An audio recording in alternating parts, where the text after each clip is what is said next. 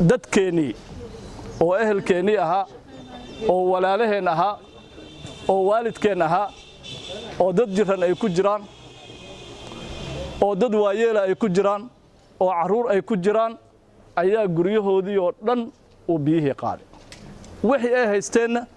meeshay uga soo tageen marka waxaa la aadaa dhulka buuralayda ah iyo dhulka waxaa la aadaa fog markaana waxaa dhasho sida haday uu tilmaamay xildhibaanka cudurraa bilowda musqulihii caafimaad darradii kaneecadii malaariyadii marka dadkaas wax kastay u baahan yihiin laga bilaabo weelka wax lagu karsado iyo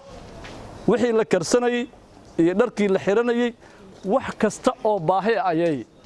ayay qabaan runtii marka waxa saa oo duruufta ku nool waa dadkeena annagay markii ina sugayaan inaynu taageerno inaana waxba kala hakran waxa laga yaabaa mararka qaar dadku inay isiraahdaan waa laga hodansan yahay waa laga xoolo badan yahay dad kale ayuu waajibka saaran yahay laakiin sax ma ahan arintaas wixii aan bixin karno oo dhan markii inaan bixino ayaa waajib inoogu ah waxaan soo jeedinayaa runtii qofkii talahayo iyo qofkii awood hayo iyo qofkii dhiirigelin hayaba inuu sameeyo runtii waxaan aad iyo aad ugu mahadcelinayaa dadka Soomaaliyeed ee qiimaha badan oo runtii dadka aan aad inaan u xusuusano aan u baahannahay oo ugu horeeyo Ismaaciil Cumar Geele madaxweynaha Jamhuuriyadda Djibouti iyo ciidanka Hiil Walaal ee gaar ahaan Hiiraan joogo oo xoog iyo awood iyo tabar waxaanu isugu geeyay inay dadka gargaar degdeg ah oo xoogan ay u fidiyaan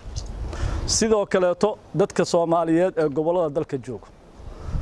waxa ay beeniyeen dadkii dhahayay Soomaalidu waa isnacabta Soomaalidu waa qabiil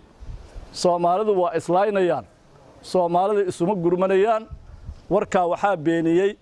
dadka Soomaaliyeed ee gobolada dalka iyo meelo kala duwan joogo oo u soo gurmaday dadka walaalaheena ay dhibaatada hayso annagu haddaanu nahay xisbiga nabadda iyo horumarka midowga nabadda iyo horumarka de waxaanu ballan qaadaynaa intii awooddanada inaan isu wada geyn oo ayadoo madaxdu ayna hor socoto in wixii gargaar ah ee aan awood u leenahay ee aan hayn inaynu dadka gaarsiino baladweyne kaliya ma ahan meesha uu dhibku ka dhacay waa meel ugu badan yahay runtii de dhib aad u weyn uu ka dhacay laakiin gobolada kale gaar ahaan gobolka Bakool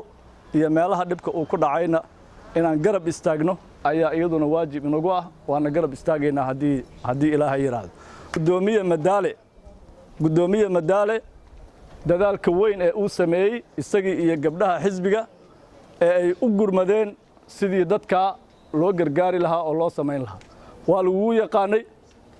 gurmadkaas iyo gargaarkaas waa kii aad jeedka ku dhistay insha Allah hadii Ilaahay yiraahdana baladweyne iyo deegaanada kaleba buundooyinka ka burburay iyo dhulka ka burburay Yuusuf Madaala ayaa u kici doono oo dhisi doono oo xisbiga u hogaamin doono